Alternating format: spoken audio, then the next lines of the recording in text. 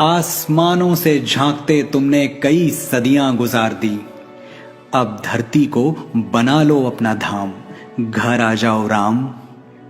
हमने रख दी है तुम्हारे भवन की आधारशिला, उसी अयोध्या में जहां तुमने जन्म लिया, तुमको देवत्व मिला।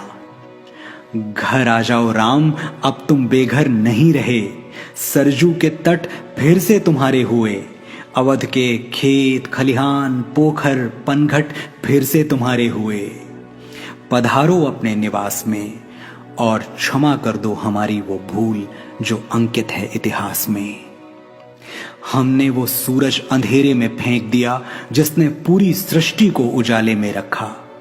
कैकेयी ने तो सिर्फ 14 बरस का वनवास दिया था, हमने 37 साल तुम्हें ताले में रखा। और तुम्हें निर्वासित करके हमें मिला क्या? एक ऐसी दुनिया जहां खुली हवा में भी दम घुटे। मानवता अहिल्या की तरह पत्थर हो चुकी है राम, तुम आके पैरों से छू दो तो शायद जी उठे।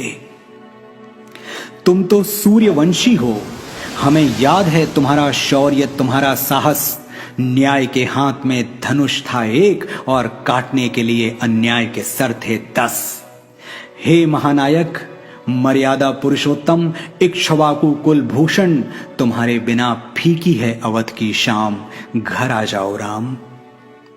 हम वचन देते हैं तन मन और प्राण से कि तुम्हारा घर बनाएंगे बड़े शौक और बड़ी शान से। दीवारें इतनी मजबूत कि भेदभाव का रावण भेद न पाए, दरवाजे इतने ऊंचे कि ऊंच नीच के दानों से लांघा न जाए।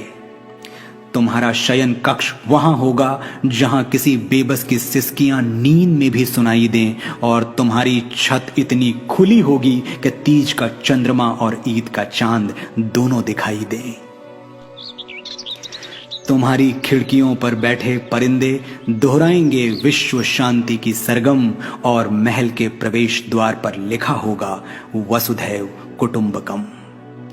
एक आंगन भी होगा, वहां बैठकर गाए जाएंगे कीर्तन भजन और खड़े होकर जन गण मन।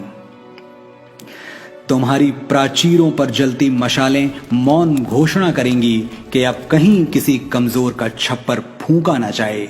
सीता की रसोई भरी होगी अनाज और अनुराग से, ताकि राम की चौखट से कोई भूखा ना जाए। हमने रख दिया तुम्हारे भवन की नींव में पहला पत्थर, अब और न सताओ धनुर्धर। अनगिनत केवटों शबरियों सीताओं को प्रतीक्षा है तुम्हारी, घर आ जाओ मेरे राम, मेरे मंगल भवन अमंगल हारी।